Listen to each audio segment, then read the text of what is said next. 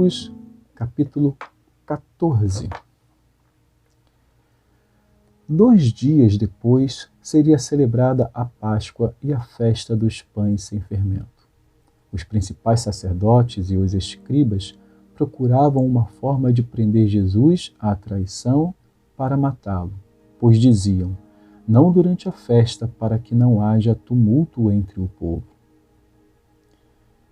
Quando Jesus estava em Betânia, fazendo uma refeição na casa de Simão, o leproso, veio uma mulher trazendo um frasco feito de alabastro com um perfume muito valioso de nardo puro e, quebrando o frasco, derramou o perfume sobre a cabeça de Jesus. Alguns dos que estavam ali ficaram indignados e diziam entre si: para que este desperdício de perfume? Este perfume poderia ter sido vendido por mais de 300 denários para ser dado aos pobres, e murmuravam contra ela. Mas Jesus disse: deixem a mulher em paz, porque vocês a estão incomodando. Ela praticou uma boa ação para comigo, porque os pobres estarão sempre com vocês e, quando quiserem, podem fazer-lhes o bem, mas a mim vocês nem sempre terão. Ela fez o que pôde.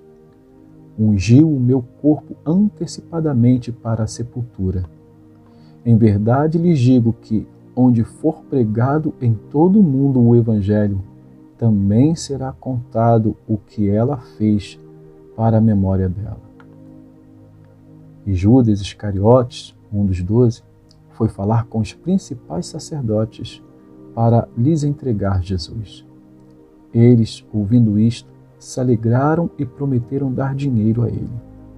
Nesse meio tempo, Judas buscava uma boa ocasião para entregar Jesus. E no primeiro dia da festa dos pães sem fermento, quando se fazia o sacrifício do Cordeiro Pascal, os discípulos de Jesus lhe perguntaram: onde quer que façamos os preparativos para que o Senhor possa comer a Páscoa?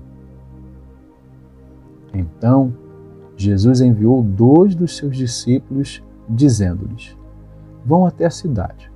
Ali, um homem trazendo um cântaro de água sairá ao encontro de vocês. Sigam esse homem e digam ao dono da casa em que ele entrar que o mestre pergunta: onde fica o meu aposento no qual comerei a Páscoa com os meus discípulos?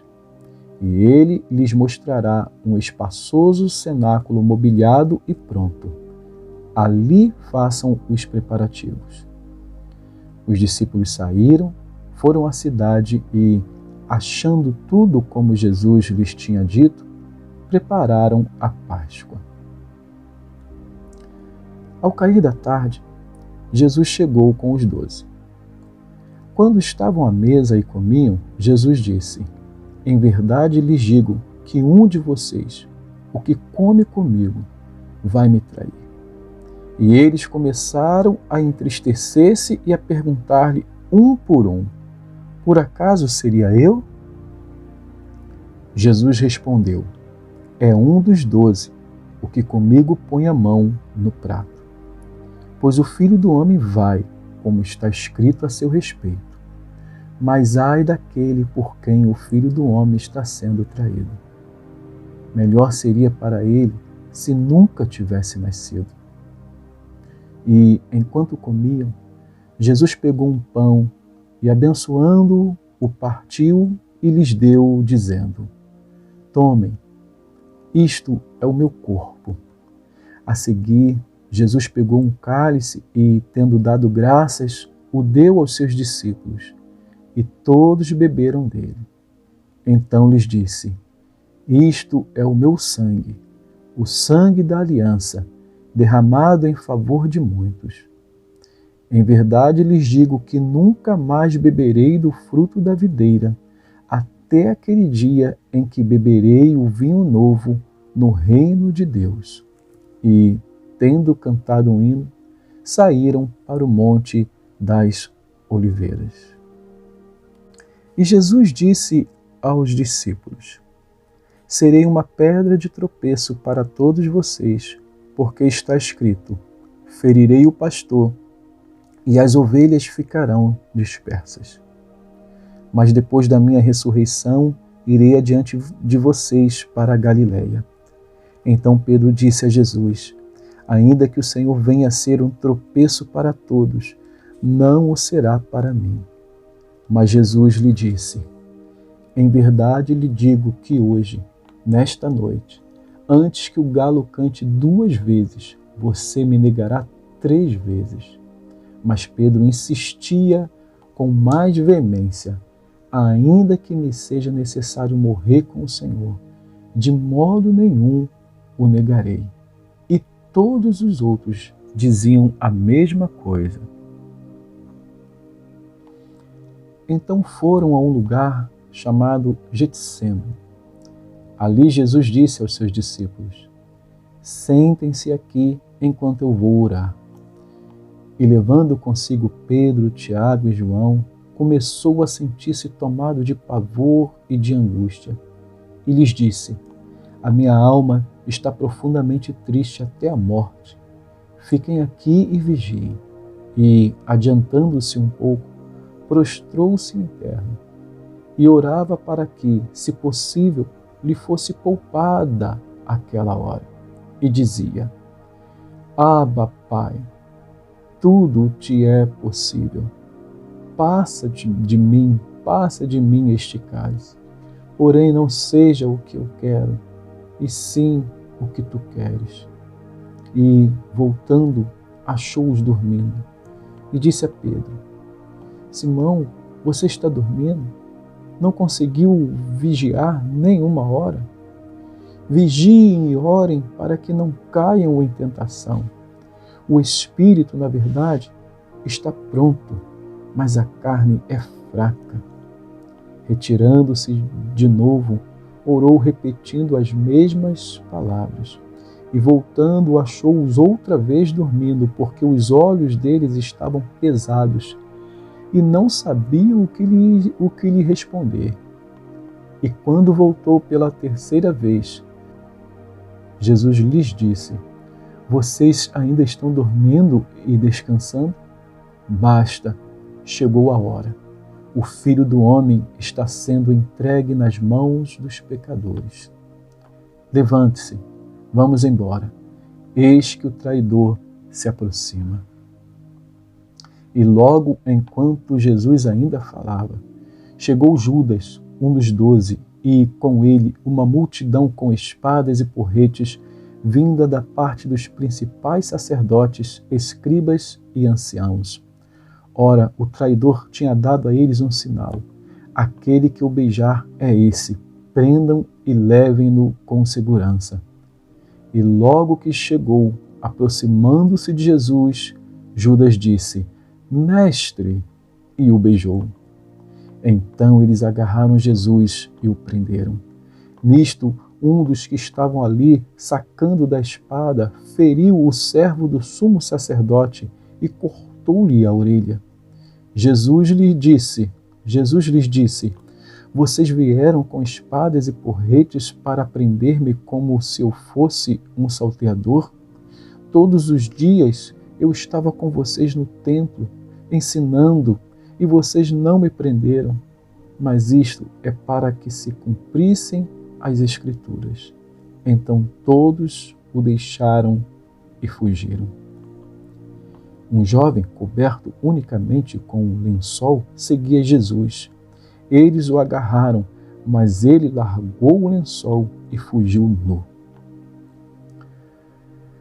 E levaram Jesus ao sumo sacerdote, e então se reuniram todos os principais sacerdotes, os anciãos e os escribas.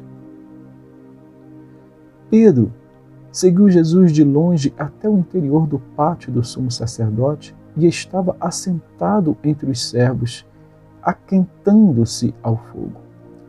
E os principais sacerdotes e todo o sinédrio procuravam algum testemunho contra Jesus para o condenar à morte, mas não achavam nada.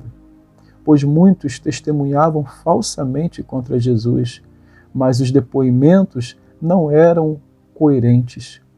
E, levantando-se alguns, testemunhavam falsamente, dizendo: nós ouvimos declarar: eu destruirei este santuário edificado por mãos humanas e em 3 dias construirei outro, não por mãos humanas.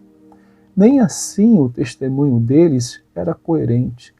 E levantando-se o sumo sacerdote no meio, perguntou a Jesus: você não diz nada em resposta ao que estes depõem contra você?